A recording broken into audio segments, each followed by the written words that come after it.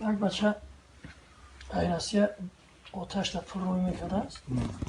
بعد یه آتش همون صرفه رو میکنم. صرفه کنم از خود کدر میگیرته خلاصه همون. هرچند این نصیحت میکرده درست میفهمیده پدر. خارج میکرده میگفته این پلوت همشه میتونه. انا این مقصد یکون البته برای زندگی یکون پسنداز کردن یا یکون چی کردنیه که پولای فرستادگی را در اینجا بیهوده صرف میکردیم. چیکار کنم؟ این دعوا داره خطی پدرش. نه میگه که مقصد اون ما را در کودکیمون کلون کرد او حق دارد میگه نه که بیهوده بعد صرف میکنه این پولا را. چیکار کنیم؟ برو خطوز جمعش کنیم. یا یکون آدم امانتدار باشه دستی او بفرسته و پدرش همون مقداری که در زندگیش لازمه همون کارایی کنه. یکی آدم حقیقتا خیلی بودکاره، بود دسته. چه دخلت نیست خرج آهسته تر کن. که میخوانند ملاحان سروده. اگر باران با کوهستان نبارد با سال دجله گردد خشکروده. شیخ سعدی میگه وقتی که درآمد نیست خراجات کمتر که همین مریکا همین بیت شو همین که اگر به شرط در کوهستان باران نبارد همین دریای دجله به همین پهناوریش در یک سال خشک میشه. ایا جون چکه خراجات اندک آدم باید به اندیشه کنه. خداوند میگه لا تصریف و اسراف کاری نکنه. خیلی مودون که همون قپیده یک خیلی آدم قطعا منطقی بود دست داره. همین دو صندوق رو باید هم یک آشی پلوی یک به یک بخوره. ایتانه که خیلی میشه و یک مشکل وقتی هم میشه و به یک سمیدگش. اگر به شرطی که مودون پدرش همون نگه داشته نمیتونه پدرش در نفرسته. خودش نگه بداره. اگر امکانی در نزد خودش نگه داشته نداشته باشه. آقا یکون اکه های، دادر های، امک های، تقویی های، یک آدم معتمد های. همین زمانهای پیش بند نبود، سیف نبود. مردم پولشون در دست یه شخصی معتمد میموندن. در دست امانتدار. خود رسول الله صلی الله علیه و سلم سری امین بود، امانتدار بود. حتی وقتی که به مدینه منوره هجرت کرد، حضرت علی را خواست قطعشو بروه. گفت یا علی تو صبر که گفت ما که رفتیم امانتهای مردم در دست شو برس و ببیو. 3 روز حضرت علی امانت تقسیم کرده است. امانتها را برد داد در صاحباش هم مربوط کرد. بعد قفا اومد رسول الله صلی الله علیه و سلم مسلمانان را در قبا دریافت. ببینید همین بزرگا را ببینید اگر همش هم خیلی امانتدار بودن. مردم هر سفر میکردن هر کار میکردن مثال سیف نیست با جو کنی او وقت تو بانکو ندادن. انا میوردن در دست یعنی آدمو میدونن که همین تو اومدن ما همین خیانت نکن مقصد نگه بدم. همین مادر امام شافعی خدا رحمتش کنه ایزن زنی صالحه هاشمی های بسیار امانتدار بوده است. مردم همه امانتها را میوردنش نگه میداشته است. یک روز دو مرد یا صندوق هم میارن. یا صندوق هم میارن میتنشون میگن که تو هر دمونه یویم نتی. تو هر دمونه یویم نتی. ایش کرد. مقصد هر دمونه که بودیم ببتیم. ای بای چند وقت میگذره یکون ماه پس یک تشمیان میگه همون صندوقی چی منابطه امانت. این بیچاره زنک میتشد. روزی دیگه او دیگریش میآید. صندوق بیار. که میگه من صندوق در رفیق دادم. ای ما نگفتیم که تو هر دمو نیویم نمیتی. دیگه کشترش میگیره. دعوا را میبرداره. مقصد که تو میکنی یکم صندوق میتی. همین قفل میستاد میتی. همین بیچاره زنک به درجه دیگه زیق شیده است. در عمر سرش خیلی تهمت‌ها را نشنیده. ای که پیش قاضی میکشه. تا حق نداشته این کارا کنه. همین وقت میگه امام شافعی ادریس بچه مکتب خوند رسمای نه.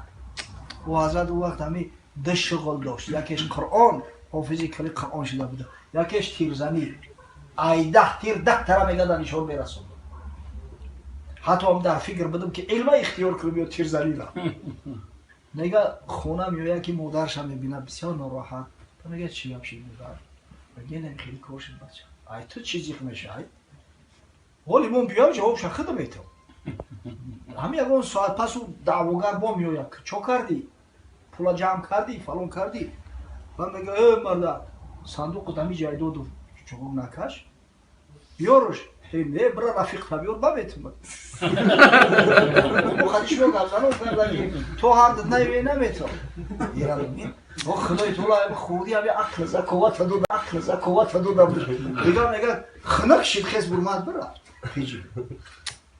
یعنی این امانتداری کاری خوبه. ولی بدون بسیاری بچه‌ها هستن که در آسیان пулошо дар дасти як кас амонат ай.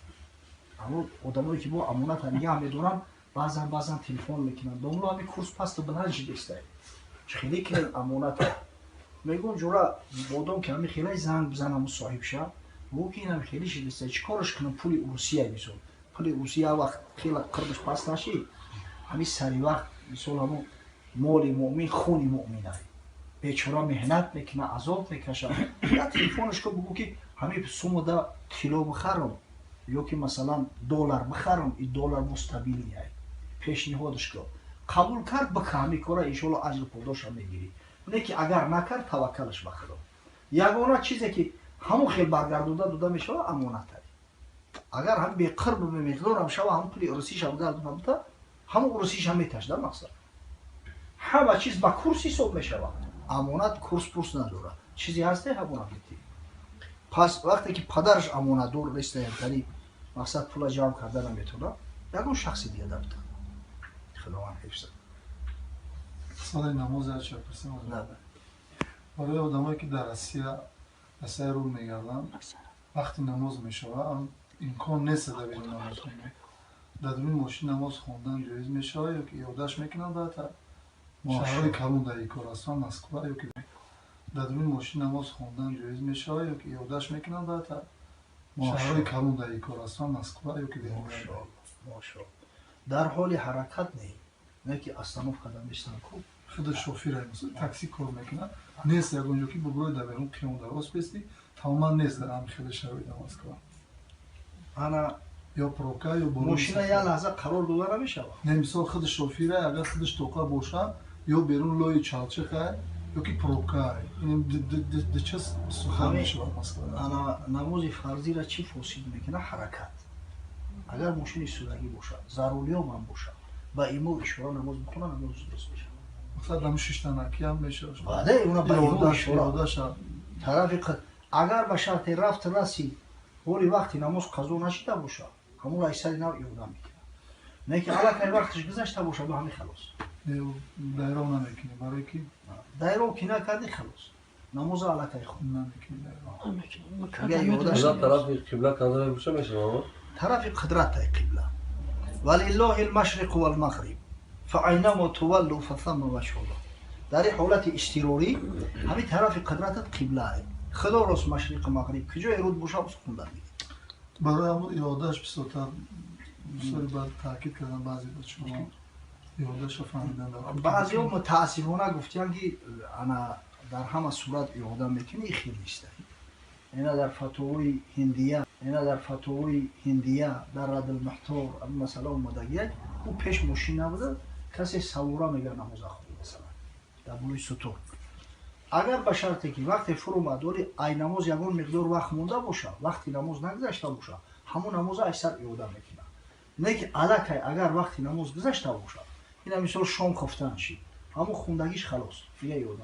فقط وقتای نماز شام در تابستان ای نماز شام تا خفتن یک نیم ساعت وقتی نماز کنه. میتونش مثال دایرو کرده ایخه یا دایرو کردن تماما نیست یا که بالا یا پروکای اما گجوی پروکای میشته استانوفکا یا اونجا هاگدا نمو 2 دقیقه دا میخوامش ادونی ماشیش تنکی یعنی میشه همه چیز میگیم با شرط یعنی حقیقت داشته باشه یا بالای دوریم که همین یگان بونه‌ها میکنیم دا یا کس میگه که دنبالا بود در باشی کران کار میکنم همونجا نماز من با ایمو اشاره میخونم با تیمم او هست اگر میبری و خیام تا زور بکنی بده نماز هم میخونده پیشینا اگر بسیار بیسی اصلا نمیفروی اون باشی کران اون بلندی اگر میزه که بگیره گفتم همجا روز میپرونی نگو میفرو پنوشوی چرا که برای هم میزه میفروی و این نمازه که فرضی خدای در همگی 2 نماز تو در جای کارت میخونی یکون جا کم شو اگر بفروی نماز اخشلو بخونی برای شکمی پدای اگر گهت بگیرد همجا میرینی میفروی کو همین نماز قدر مزالت یمون نداره ولی بعضی تاکسیست کلینت این همه شکم درد بگیره اگر یکی گفته نمیشه انسان در دوری هم تاکسی میرینی اگر کلینت هم باشه میگه قرار بست که شکمم درد داره اوه تو خدا نماز بگو شکمم درد داره برا نماز تا بخون اگر ذوق میل رغبت داشته باشی و اگه جو بدونه تو چیکار کردی اصلا همی کارو در مسکو میشوند جون که پروکا میشوند قطعا در پروکا خب میشوند پروکا دا دیگه ماشین هم مونده هم نمیشه یگان اشکال نداره درام دروی ماشین هم است میخوام میشه از اینجا اگر در ساملود خوندی با داوشان هستی ولی مثلا نماز قضا نشست او را مثلا میخونی با ایما و اشاره بله در ساملود هم باشه بله از بس که در ساملود با ایما و اشاره میخونی که رسیدی وقتی که امکانی او وقتی با ایما و اشاره خوندی چند فرض ترک میشود با ضرورت چند فرض ترک میشود قیام ترک کردی رکوع نکردی سجده نکردی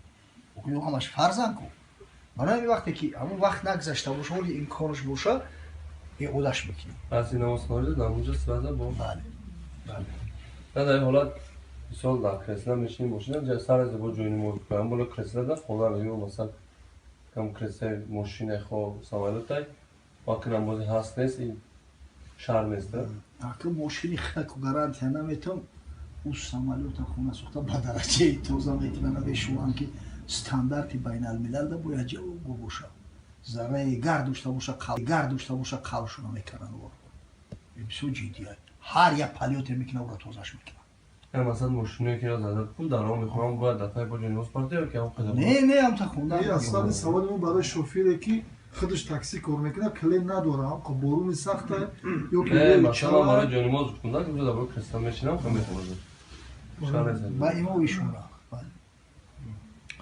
آخر دعوانا الحمدلله مشکور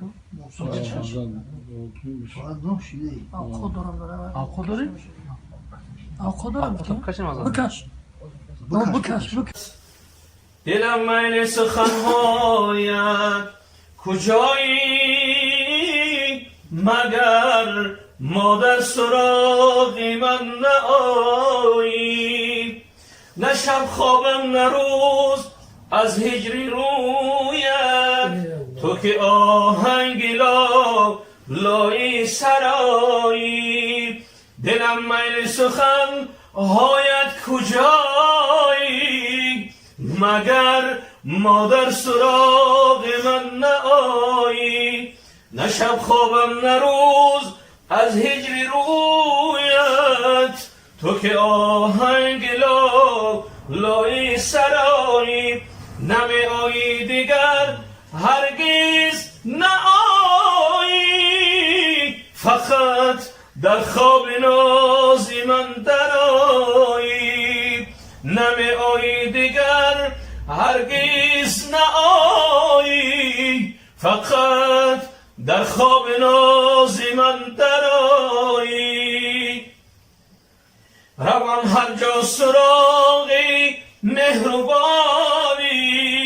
برای توشهی رویت گدایی اگرچه بودنت وقتی کوتاه بود مگر تو معجزه ها را بقایی هر آنچه که بود در گلوار عمرم تو تنها بهترین و بهایی دلم میل سخن آید کجایی مگر مادر سراغ من نآیی رضای حق رضای مادران است رضای او بجو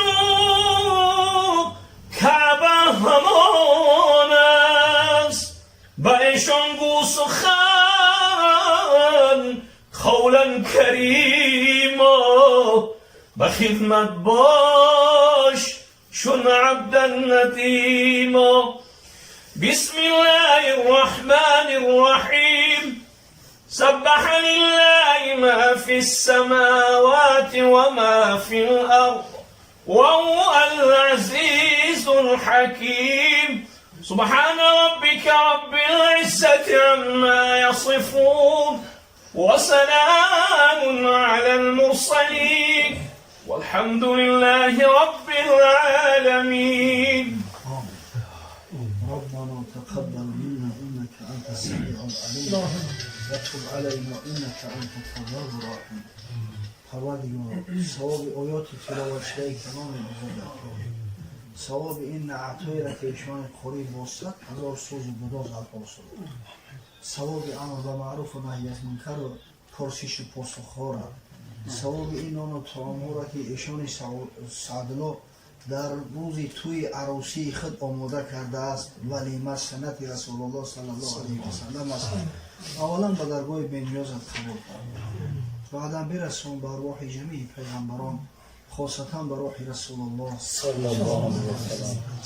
پروردگار روحیان حضرت را از امتی که نکاح که سنت رسول الله صلی الله علیه و سلم است او را پاس می‌دارد و نمی‌کند، از امتی که سعی میکند که تمام محفل و نشستاش طبق دستورات رسول الله صلی الله علیه و سلم شاد و مسرور و خوشنود و راضی گرداند و فردا روز قیامت ایشان سعدالله و اهل خاندان و مهمانانش و جميع امتانی با آر و با ناموس محب رسول الله صلی الله علیه و سلم و نصیب شدند. بعدا برسون به ارواح جمیع مؤمنین و مؤمنات، مسلمین و مسلمات، جمیع روح ارواحی که از صاحب خانه و مهمانانش امید دعا دارند، به ارواح پدرانمون، به ارواح مادرانمون، به ارواح بابا و بیبیهامون، به ارواح برادرها و گذشتهامون، اونایی که امروز در عالم برزخ هستند امید میکشند که مسلمانان به نیکیات شکرند، در حقش یک کف دعا را برای دارند. خدای رحمت مغفرت شد، پروردگار را در بحبوحه جنت مستقرشان گردان. او شیر مرد و او زنای پاک دامنه که بعد سر خود فرزند نبیهای مؤمن و مسلمان باقی گذاشتند و خداوند یک شمع از غیرت همت ایشان با ما را عطا کن. ما سعی کنیم که فرزندایی که باقی میگذاریم از خوردی معنوس باشند با قرآن، با خدا و پیغمبر آشنا باشند، محبتی واقعی به اسلام داشته باشند. پروردگار را توی مبارک گردان. خداوند ایشان قاری سعدالله را از جمیع بلا و گزندان. خداوند بینش و بین زوجش الفت، مودت، محبت همدیگر فهمی اسلامی را برقرار ساز. خدایا از نامانش و فرزندای خوب صالح عالم قاری و محب به دنیا بیاورد. پروردگار و موبای حکمت الله را که در مسافرت است، در توی فرزند شرکت نداره، مبارکش بگردان براش ای توی نکاح فرزند در حفظ امان و دیگهش بدار، رزق روزیش فراخ و وسیع گردان، با سالم و غالم سربلند تنصحت با وطن برگشتن براش نصیب و روزی گردان. پروردگار رو به خاطر این ساعت که انشالله ساعت اجابت دعاهاست، زیرا سنت پیامبر در این ده زنده شده است، زیرا الحمدلله مردم گپ دنیا نمیگویند، همه سخن از خدا و از پیغمبر است، از محبت شریعت غرای محمدی. در جایی که مردم ذکر خدا میکنند، صلوات بر محمد صلی الله علیه و سلم میفرستند، خدای تعالی اونها را با پرده رحمت میپوشاند. انشالله دعاهاشون اجابت میشه. عاجزانه دعا میکنیم. پروردگار ارواح گذشته ها مونند، خاصتا گذشته های این مکان رحمت مغفرت. پروردگار رو با بیماران و شفای کامل عاجل حمایت فرما. خداوند و برادرای رهدوری ما را در پناه امن عصمت محفوظ دار، سالم و تنصحت ما با وطن برگردان. پروردگار رو به محبوس و آزادی کامل عاجل نصیب فرما. خداوند و به زنان را صاحب زن صالحه، به فرزندان را صاحب فرزند نبیرهای صالحه گردان. پروردگار را رزق و روزی و مسلمانان را فراخ و وسیع گردان. برکاتت در این خاندان و در این محله و در این دیار، در دیار مسلمانان پیوسته نازل فرما. عاقبت کارامون به خیر انجام ده. پروردگار جوانامون از جمعی شر شورهای زمان که متاسفانه امروز شیاطین جینی و انسی خیلی از زیاد شدن، در پناه امن عصمت محفوظ داد که همه عفت خودشون، جوان مردی خودشون، جوانی خودشون حفظ کنند از برای عروساشون، تا اینکه خدای تعالی از پشت و فرزندای خوب صالح به دنیا بیاورد. ربنا آتینا فی الدنیا حسنه و فی الاخرة حسنه و قنا عذاب النار. آمین یا رب العالمین. سلامت نشون پاره خدا نگهدار.